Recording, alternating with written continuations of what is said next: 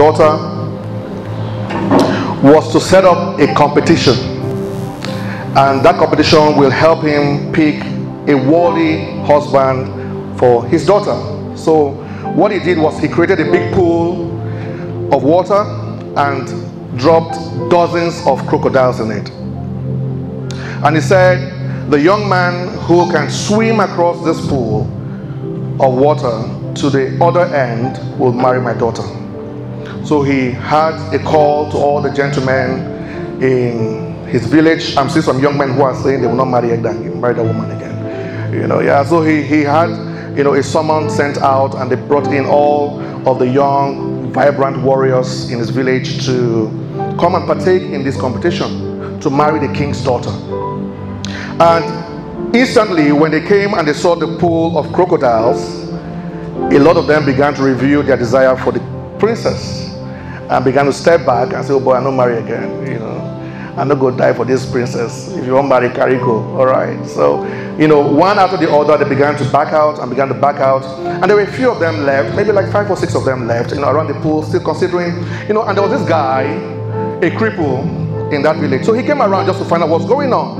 Oh boy, what did happen? So he came around the pool area and said, man, the king said, his daughter is up for marriage. Anybody who can cross, this pool of crocodiles will get married to the king's daughter. And he was just a spectator. And while he was watching, he was thinking. And then suddenly, from nowhere, he jumps into the pool. A crippled guy. And began to swim, and began to, swim across the crocodiles. And you could tell that the crocodiles were reaching out for him. But eventually, he got to the other end of the pool. A cripple. What warriors could not do, what the elites could not do, a cripple did. But this is the amazing thing. When he came out of the pool, he looked around very quietly. Very quietly. And they wondered, why is this guy not happy? This guy should be jubilating, should be jumping, should be happy. He looked around. And he asked, who pushed me? So he didn't mean to get into the pool, but someone just tried to prank him, pushed him.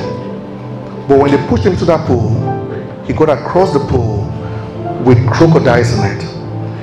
That is to say that the problem in your life is not a money problem. The problem in your life is not a leg problem. The problems in your life is not a hand problem. The problems in your life is a head problem. Everything that you're worried about, everything that you're struggling with is a mind problem. He was a cripple. He never imagined in a million years he could swim across a pool of crocodiles. But as soon as he got in there, the survival instinct in his mind activated, and he got across that pool. And there are certain pools in your life that you are trying not to cross because you think you don't have what it takes to cross it. It's a mind thing. Say to your neighbor, it's a mind game. And the two things we're going to be talking about this morning, ideas and business, basically interrelated, is they are all basically mind games. Once you understand the pathways through these games, there's nothing you can achieve. Like a friend of mine always says, if you have a head, you have too much. Tell your friend, if you have a head, you have too much. You don't need your legs. Your hands is extra. If you have a head, is enough. Anything else that you have besides your head is extra. And when you understand that, it will become easy for you to begin to create ideas that will change the world. Write this down. Failing has never made anybody a failure. Did you get that? Failing has never made anybody a failure.